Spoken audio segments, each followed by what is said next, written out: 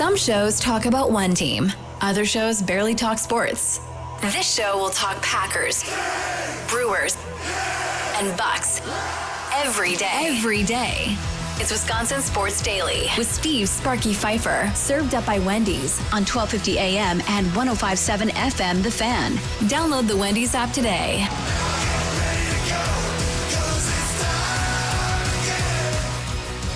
What is going on? How are we?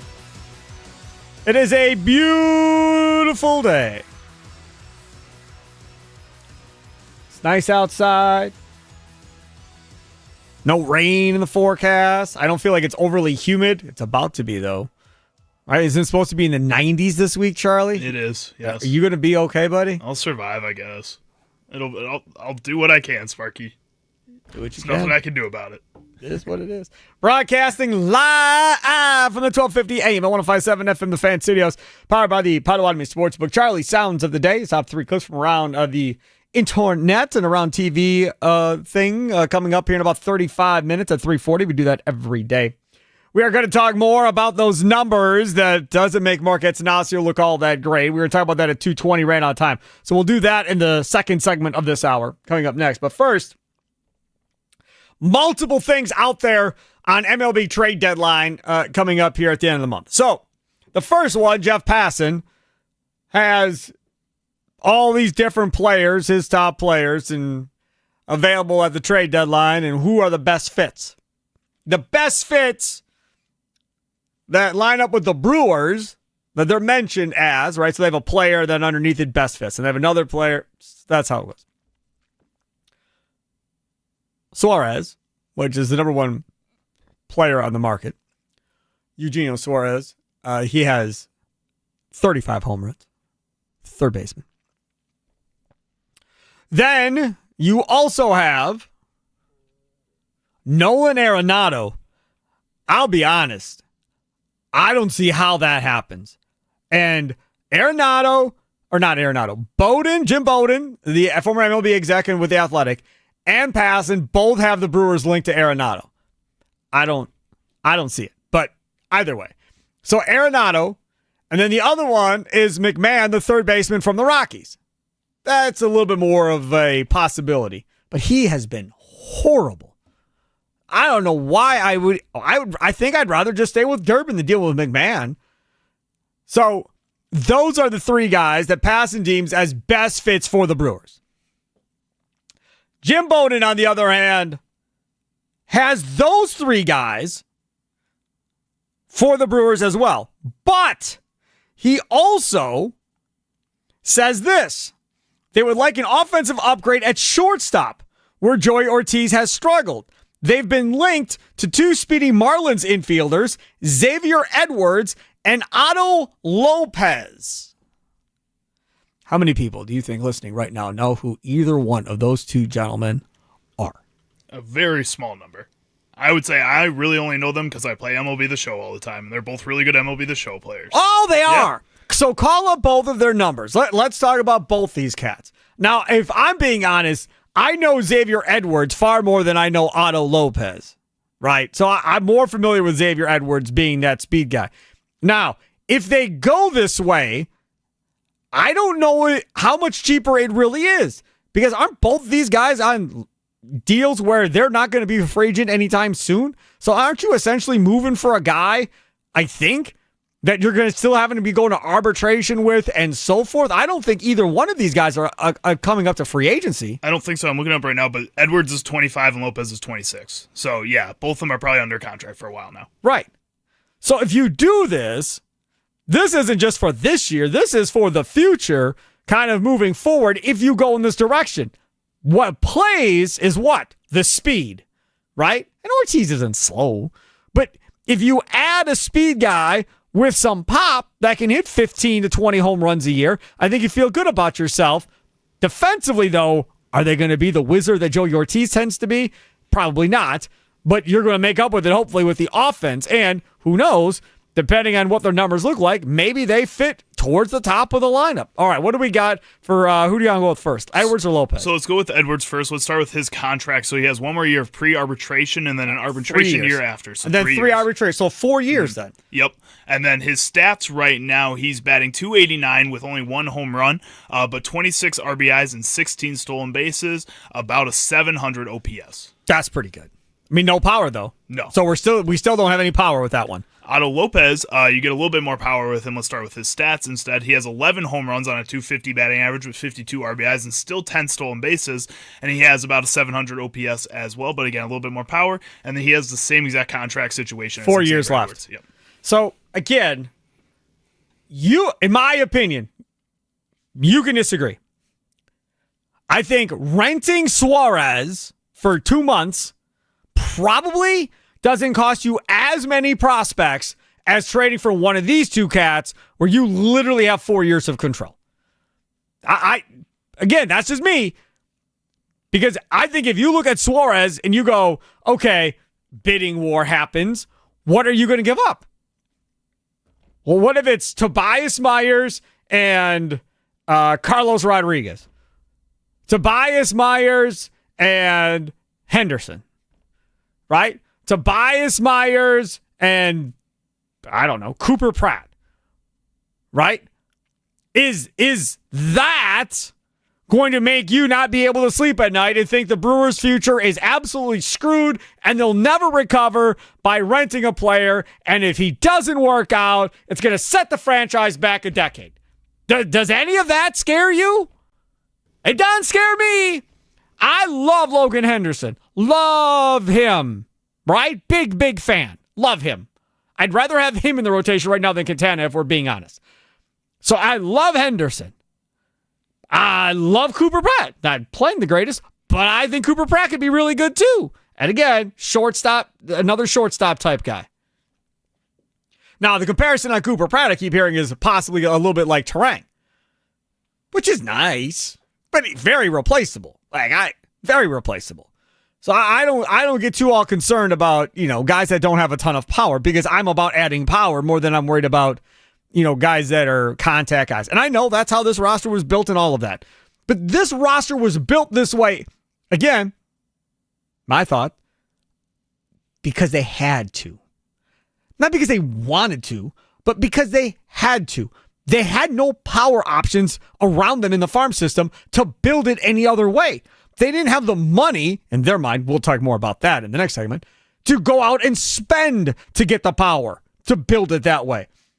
I don't think that this front office is like, you know what? Screw everybody else that's won in this league with power. We're going to be the exact opposite and we'll figure it out. Right? Last in barrel percentage and all these other stats where their power stats where they're bad. I don't think that's what it is. I just think they looked at it, and Murphy said it last year. Like, we're going to have to figure out how to do it differently if we're going to win in Milwaukee. We've got to figure out how to do it differently with the payroll that we have. Guys that don't hit for a lot of power aren't going to cost as much as ones that do, folks. I promise you.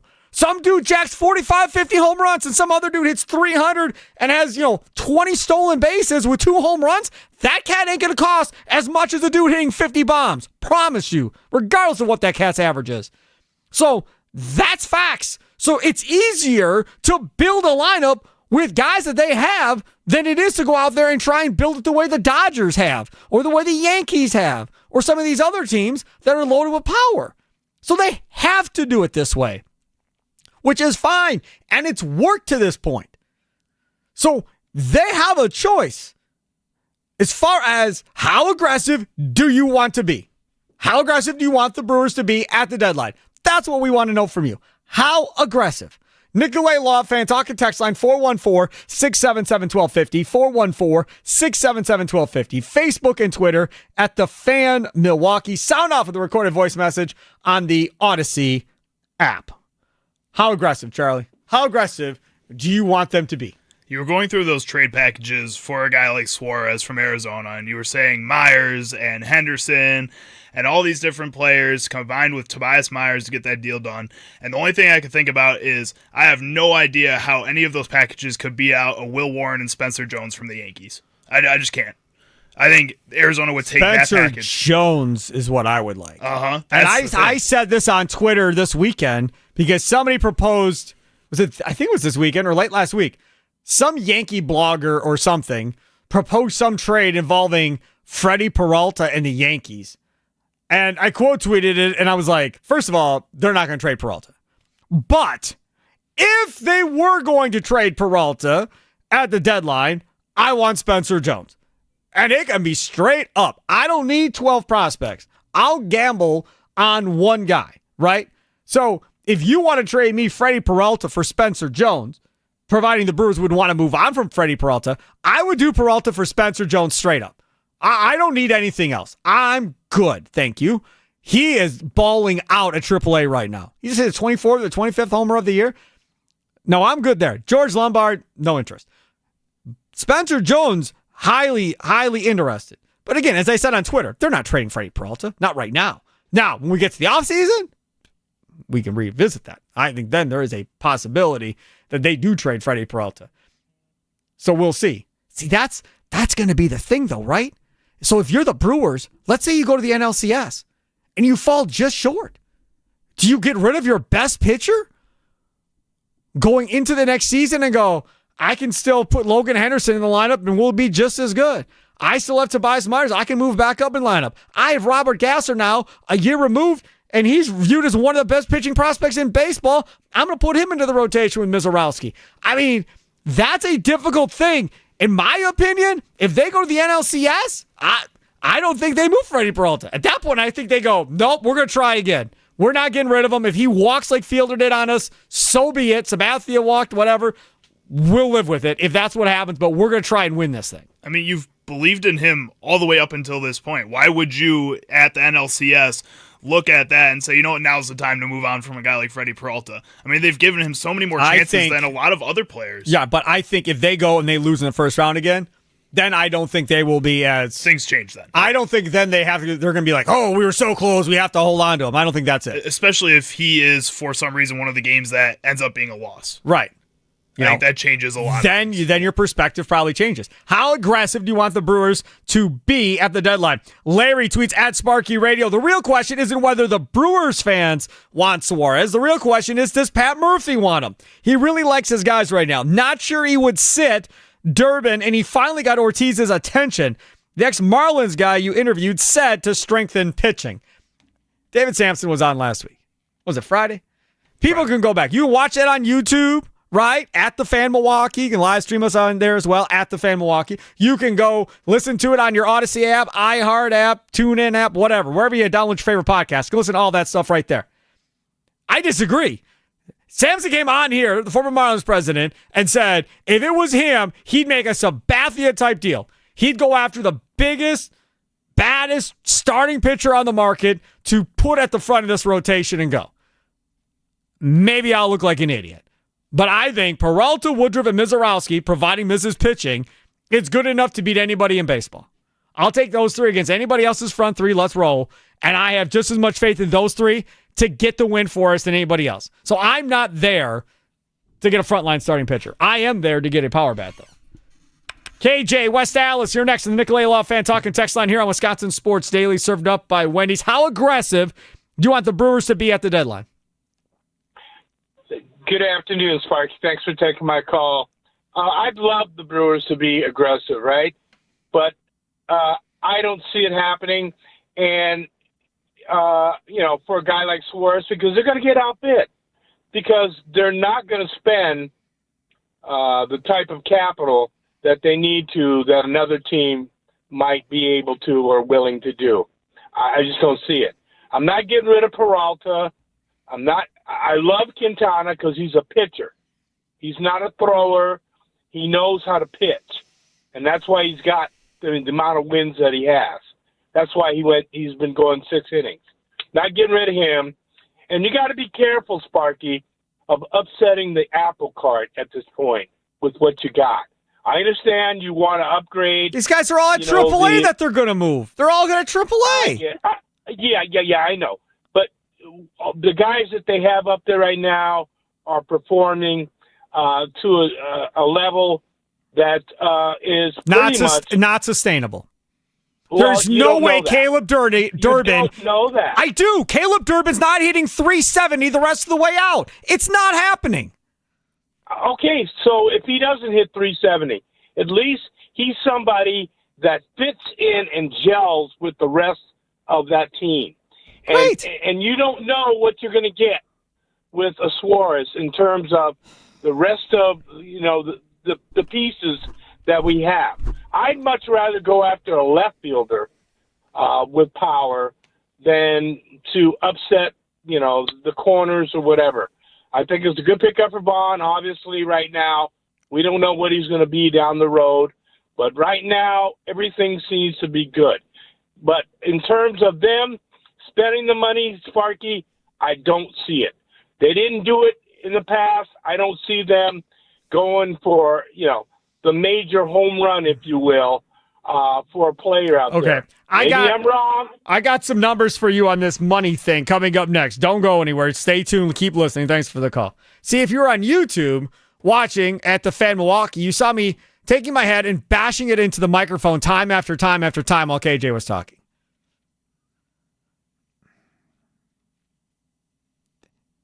He is a prime example of what a lot of Brewer fans believe and agree with. 1,000%. A lot of fans agree with KJ that I was dealing with on social media this weekend. Of just leave it alone. They're good. We're fine. We've won 10 in a row. This team is good enough to go win a World Series as is. Don't add anything. We're fine. Okay. And the Brewers very well may agree with you. Right?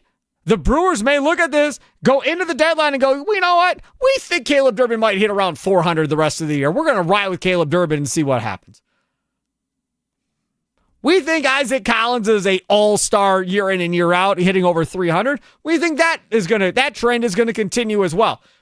That is what happens. When you're a general manager or a manager or president of operations, or like if you're running the show, like Theo was over Jet in Chicago for all that time, you have to predict or try to project what's going to happen the next couple of months. Who can sustain playing the way they are?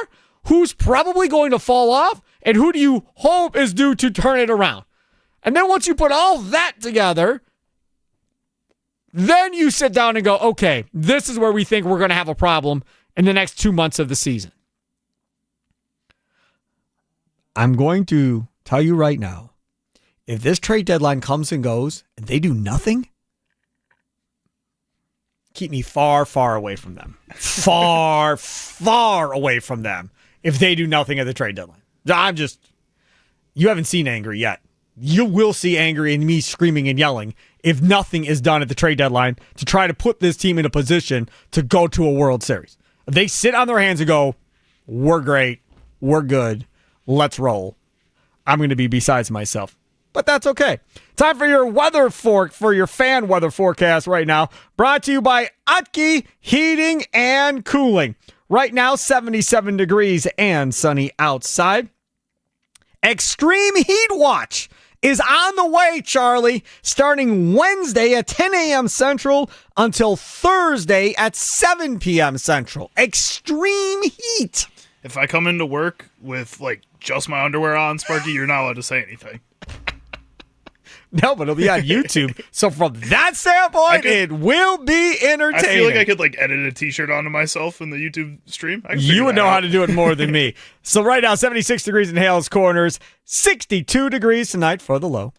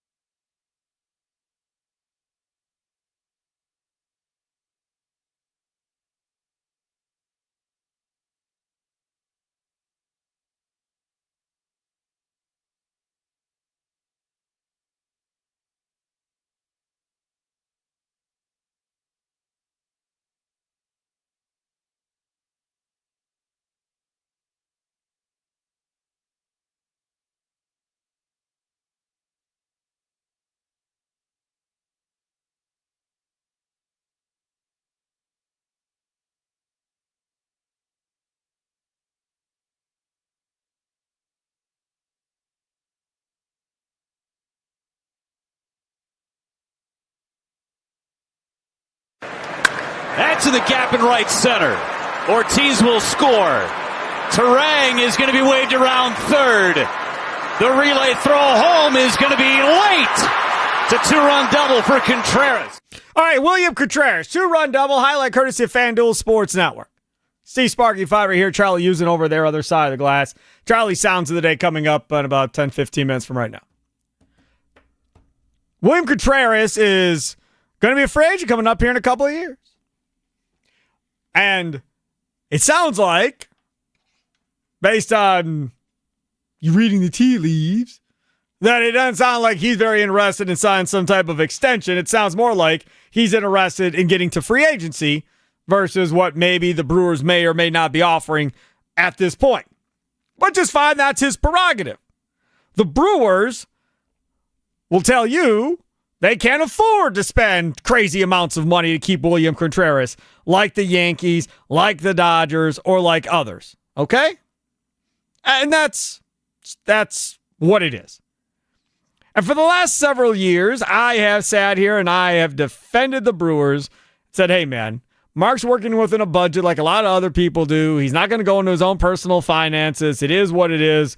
We're stuck. They need to have higher or more guys that have more money than Attanasio to be investors. Like the Bucks, have all these gigantic millionaire-type dudes with Edens, and they had Lazary, and then they bring in Jimmy Haslam, and these other guys that are all involved. Facitelli. So here comes a report that I see off of Twitter, and it's revenue versus payroll and tax money that each team is paying here in 2025, right? And then what percentage of the revenue that each team gets is being spent on payroll? Following along? The payroll number comes from SpotTrack. The revenue number for 2024, because that's the money they're using from last year, whatever, comes from Forbes, right? So those are the two sources. So if you don't like the sources, by all means, ignore what I'm about to tell you. If you like the sources, and you're like, those are two pretty reputable places to take numbers from, pay attention. The Mets, New York Mets, Ryan Wood's team. 2024 revenue, $444 million. That's a lot of money. The 2025 payroll, plus the luxury tax that they have to pay, is $400 million. They have a bill of $71 million in luxury tax money, right? So the payroll was like $328 or so, $71 in luxury tax, so $400 million. So of the $444 million in revenue, $400 million was on payroll and tax, meaning 90% was spent on payroll and luxury tax money. They spent the most of their payroll and luxury tax money, to give you an idea. Now, the team with the most revenue coming in of all the teams, the LA Dodgers, $752 million in revenue coming in for the Dodgers. The Mets were $444. The next one, the Yankees, $728 million in revenue. It's a lot of money. The Boston Red Sox, $574 million in revenue. So you go and you look through all of this, and you go, okay, where are the Milwaukee Brewers? Where do the Brewers rank compared to everybody else? The Brewers' revenue coming in is $335 million. Okay? The Chicago Cubs' revenue coming in? $584 million. It's a lot of money. The Cubs spent $213 million on their payroll this year. 36% of their revenue only has gone to payroll. That is 26th out of 30 teams. Yeah, that's kind of gross. For how much money they're making, that's kind of gross. And you don't have Kyle Tucker, son? Nope, No. we do not. No. The Brewers are 24th. $335 million, $137 million for 40.8% of their payroll coming from the revenue. Now, the lowest amounts of revenue coming in that I can find on this thing would be the Athletics, $257 million. They're spending 43.4%. They're spending more off of their revenue than the Cubs or the Brewers. They're at $111 million in salary. Wow. The White Sox, $277 million in revenue. They're next. They're only spending $87 million, 31%. Yeah, that makes sense for the White Sox. Not a very well-run organization. Nope. Cardinals, $373 million coming in. They're spending $160, good for 42.9%. The Reds, $325 million coming in. That's $10 million less than the Brewers. They have $139 million payroll, good for 42.6%. So I went and I looked to see, okay, 335. Give me a team that's spending quite a bit of that money at the end of the day. The Kansas City Royals have $324 million. So $11 million less than the Brewers have coming in, and their payroll is $30 million more than the Brewers at $167 million, good for 51.5% of their revenue the Royals are spending on their team. I think what can you do for $30 more million in payroll on a given year-to-year basis? You could add two players at like $15 million. Those are significant upgrades on this roster. You could, but then if you're the Milwaukee Brewers, you would counter that by looking at just how good the Kansas City Royals are this year. And yes, they made a little bit of a fun playoff run last season, but they've kind of fallen apart this season comparatively. Right, but they've spent money on Bobby Witt. They've invested in guys for the future, right? But the Brewers have done that too. They just did it earlier than the Kansas City Royals did. Correct. I think they waited a little bit longer to pay a guy like Bobby Witt, and it kind of bit them in the butt. The Brewers have never had a payroll at 167. Not to my knowledge. I mean, somebody can call in and tell me, oh, no, Sparky, you're wrong. My question is this. What percentage would you like to see the Brewers spend of their revenue? What percentage would you like to see them spend? I would love 50%. That would be my number. If we get to 50% of revenue is spent on payroll, I think I'd be pretty happy. That's 10% more than they're spending now, and you'd be around $30 million more in payroll, which changes everything at that point. Nicolay Love, Fan Talk, text line 414-677-1250, 414-677-1250, Facebook and Twitter at The Fan Milwaukee. Check us out on YouTube at The Fan Milwaukee, streaming live there. We have shorts, we have videos, all kinds of stuff at The Fan Milwaukee. Use that @ symbol, The Fan Milwaukee. Subscribe and like. John and Franklin, you're next on The Fan. What's up, John? Sparky, what's up is the Brewers. And I've got to apologize. Because I went on this radio program probably less than a month ago and called us a 500 baseball team. You did. In my defense, at that time, there were 4 or 5 games above 500, but they hadn't really shown us much. And I'm a little salty about losing our shortstop. I can't lie. Willie Adames. I really love that. Adames. I really love him, and I know he's not doing a lot now, but doesn't that happen all the time? He's playing better, though, recently. I'd have to look up his numbers, but he started to go a little bit here recently. Go ahead. But to what you're talking about, I mean, this is a fascinating scenario. And I'm not, when he first came to town, I gave Ananasio every benefit of every doubt.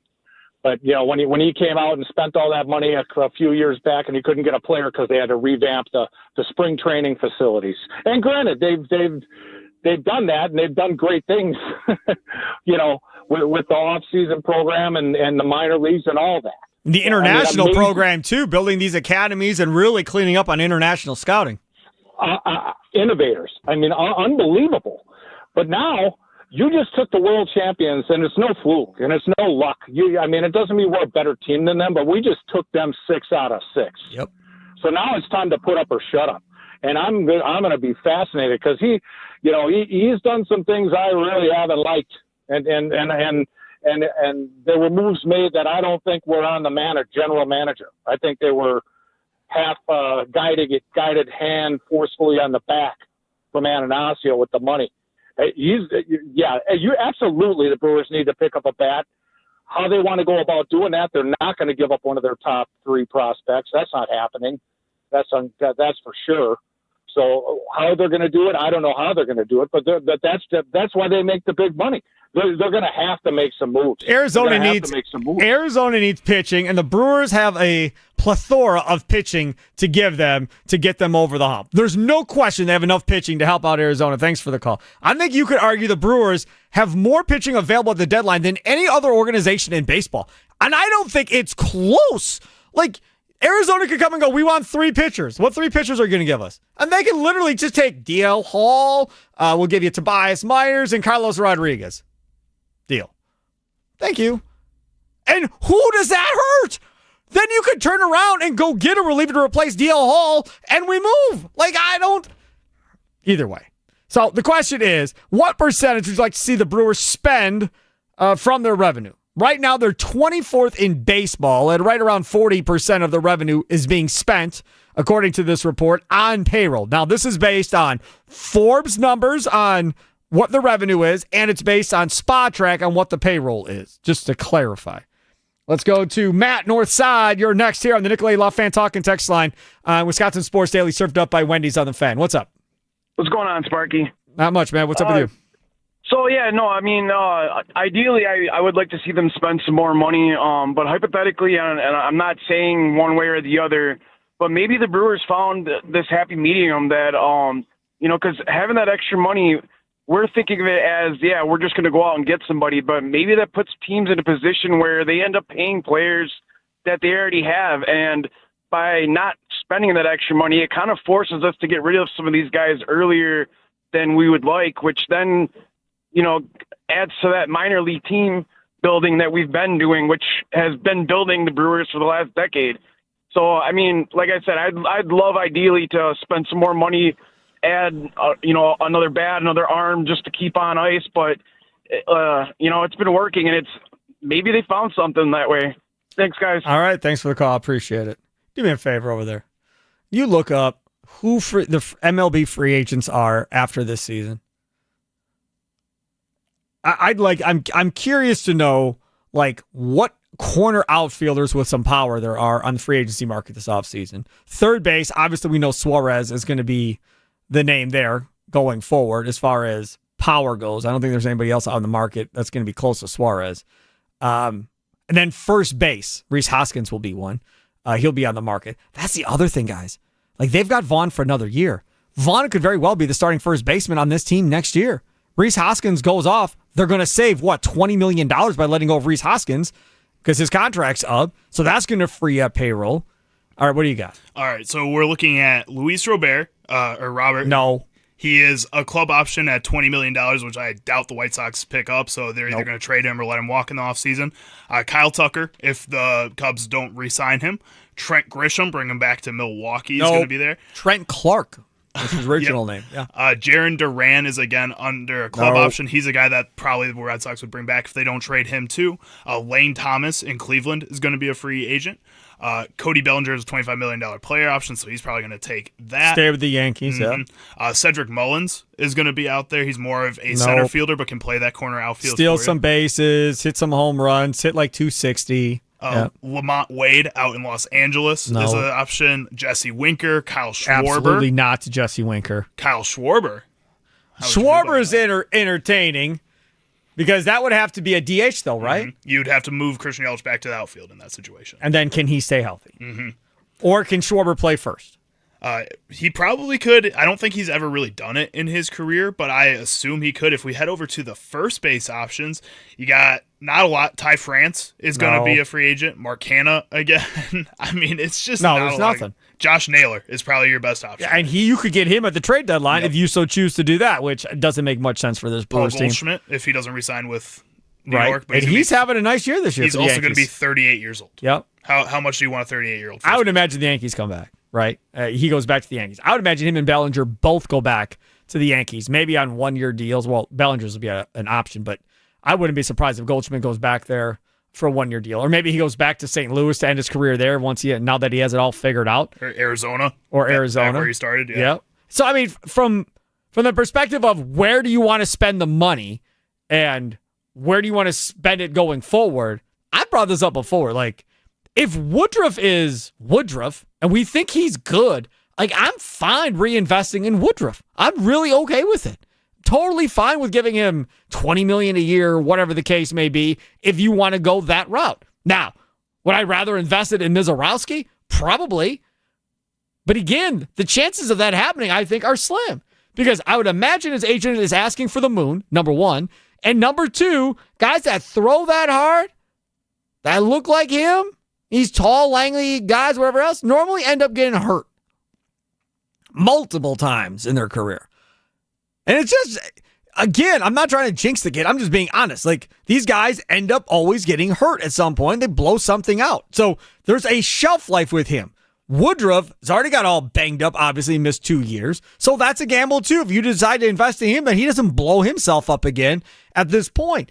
So from a Brewers perspective, I think they could argue, we don't want to spend money on pitching. We know how to develop pitching. We know how to draft pitching. We're good. If we're going to spend our money, it's going to be on keeping the Cheerios of the world on this roster going forward. So if we're going to invest, we're going to invest in Made, or we're going to invest in Pena. All right, these two cats on a Class A. We'll just wait a couple years, hold off on the money, and then go to them with the same deal as Cheerio. That's how we're going to invest. Or they go short-term on a bat for like 2 or 3 years, like they did with Hoskins, to get a Suarez or somebody like that in here. A lot of money per year, but then you're out of it after a couple of years. And by that time, hopefully, fingers crossed, one person, somebody, is ready to come up and play third base for you.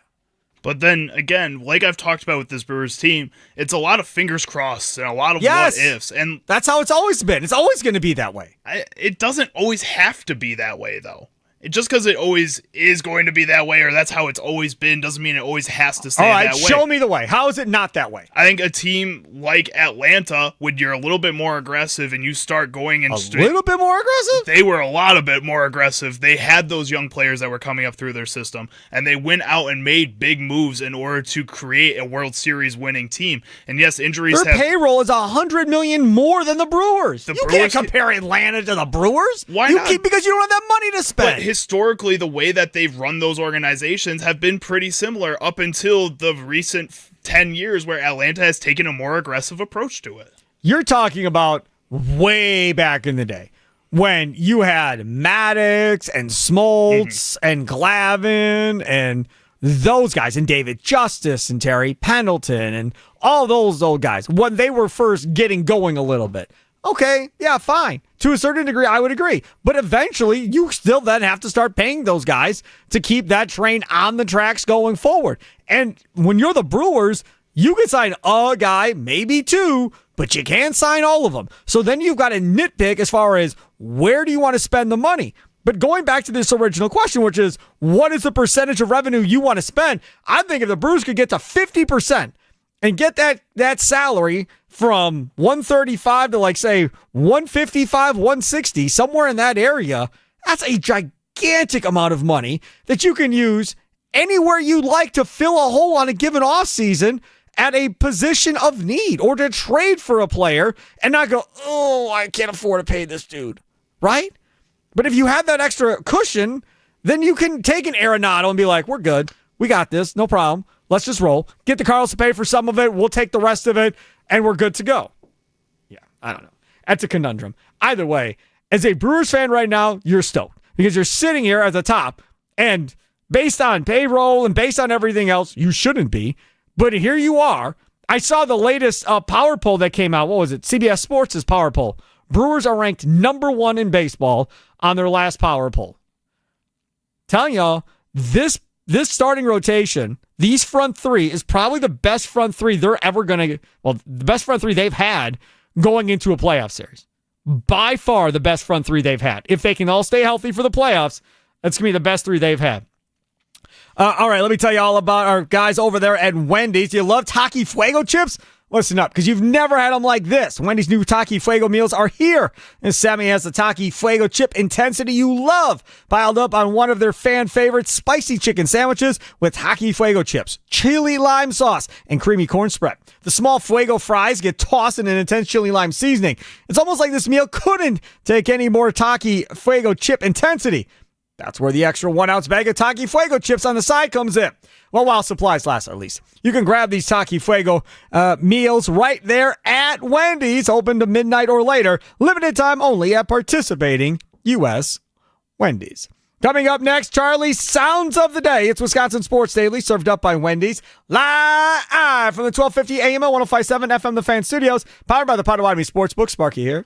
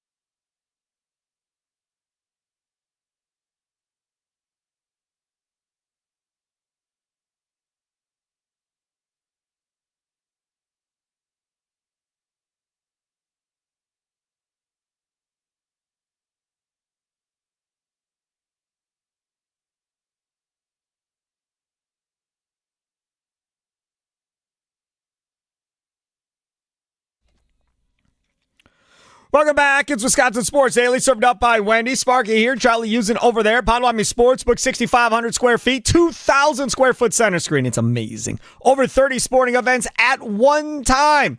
2 levels. At second level, you can rent that for business meetings, parties, whatever the heck you may want. It's got a private elevator, so you're not bombarded by, the normal people like Charlie and myself from coming up there and trying to hang out with y'all. It's a little private area. So take advantage of that. Potawatomi Sportsbook Kitchen is amazing. Burgers, wraps, wings, 7 different types of wing sauces, all-day brunch, pastries, desserts made on-site each and every day, 48 beers on tap, over a dozen different specialty cocktails, all waiting for you at the Potawatomi Sportsbook. Reserve your seat ahead of time. Reserve your booth ahead of time. Your tabletop, your individual seat. Nominal fee, of course, goes towards food and beverage.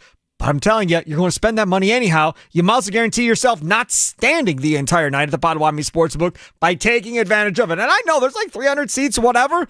They get filled up quickly. Reserve it, reserve it, reserve it. Potawatomi.com/reserve. Potawatomi.com, not reserve. Potawatomi.com/sportsbook. Potawatomi.com/sportsbook to reserve your seat today. What sound clips will Chicago Charlie pick today for Sparky?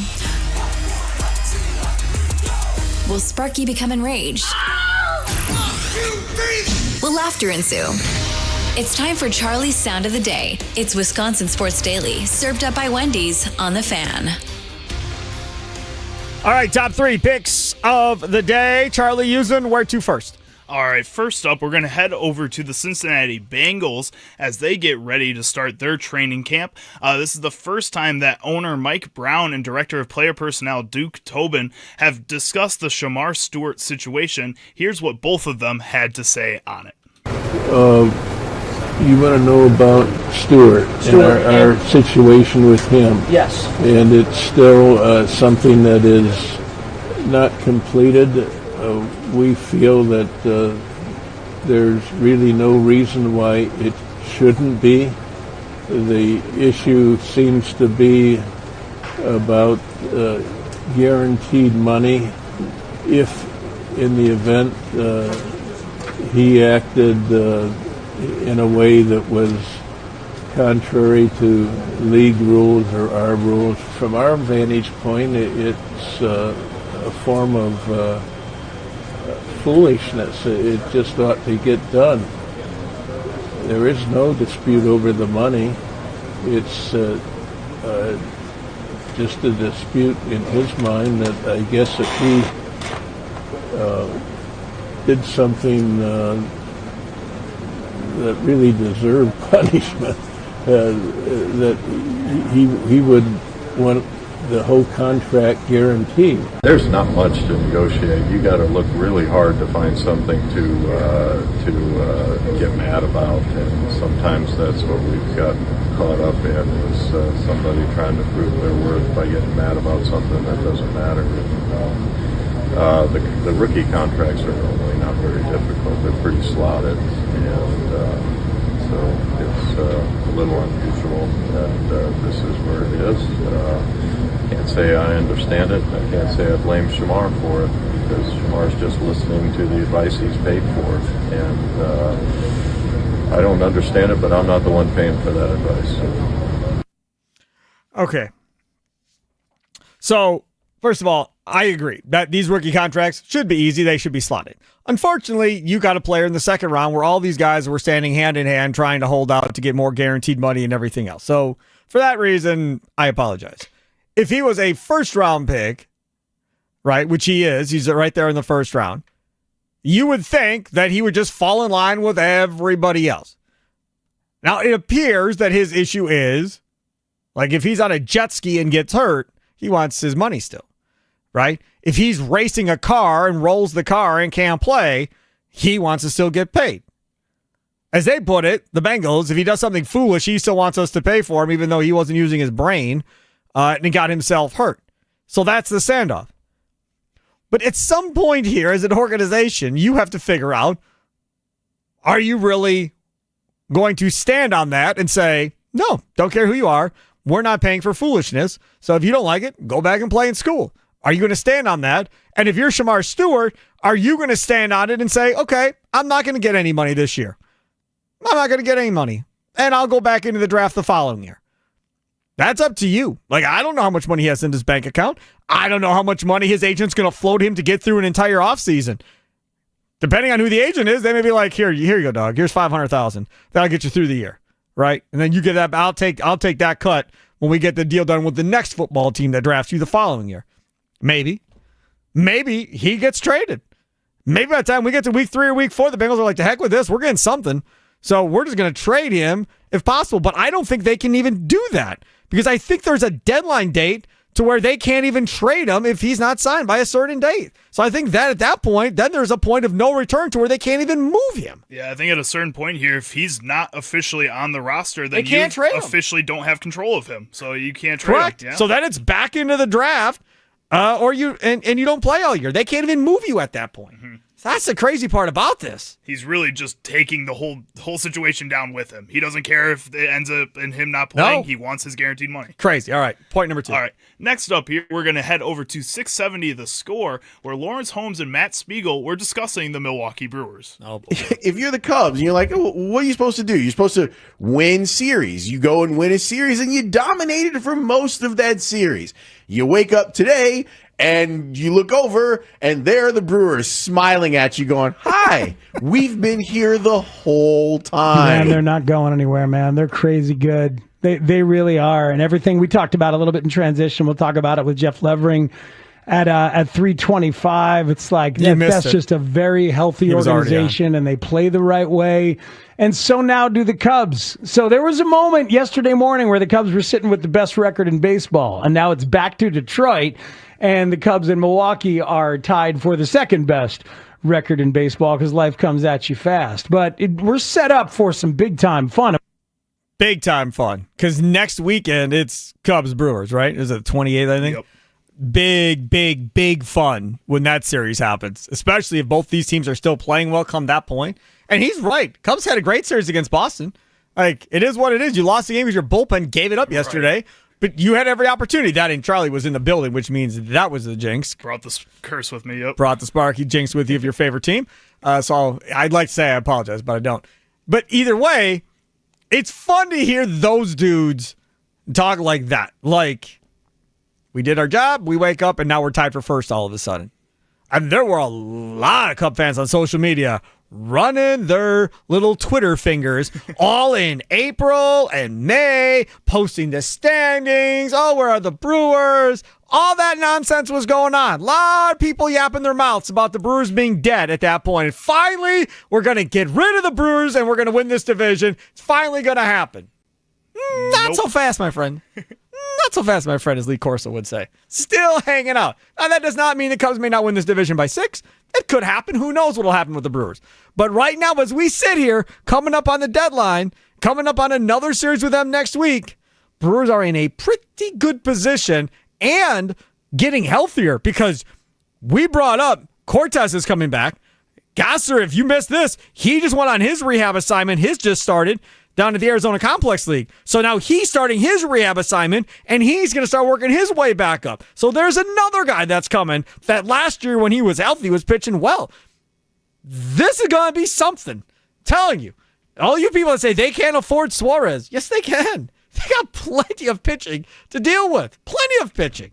All right, go ahead. All right, and last up here, we're going to head over to the Green Bay Packers, where on their Twitter account earlier today, they posted a video of all the current Packers, or not all the current Packers, but some of the current Packers thanking Mark Murphy. To our outgoing president and CEO, Mr. Mark Murphy, the Green Bay Packers would like to say thank you. Thank you. Thank you for helping us maintain the gold standard of the greatest franchise in football. The greatest franchise in football. Thank you for leading this team. Thank you for standing beside us. Thank you for always doing what's best for the G. For the G. For the G. For the G. 1, 2, 3. Super Bowl! You helped the green and gold remain the benchmark. From the growth and development, the Super Bowl title. The Green Bay Packers have won the Super Bowl. The Lombardi Trophy is coming home. The 2025 draft. It is our honor and privilege to host this wonderful event, particularly since we are the only community-owned team in the NFL. Success, year after year, year after year. You are the reason that we keep calling this place Title Town. Title Town. Title Town. We salute you, Mr. Murphy, and best of luck in your next chapter. Good stuff by the Packers. That was right there on the Packers social media that they put out there today. Friday, they had the shareholders meeting with all of you people that own that piece of paper. Gets you to go to that meeting. That comes up on Friday, and then Ed Policy takes over, and away we go with the next era of Packer football. Take a quick time. I'll come back on the other side. Green and gold update straight ahead. Romeo Doubs and Instagram. Not exactly what I wanted to see from Romeo Doubs on Instagram. We'll talk about that straight ahead. Wisconsin Sports Daily, served up by Wendy's, live from the 1250 AM at 105.7 FM, The Fan Studios, powered by the Potawatomi Sportsbook. Sparky here.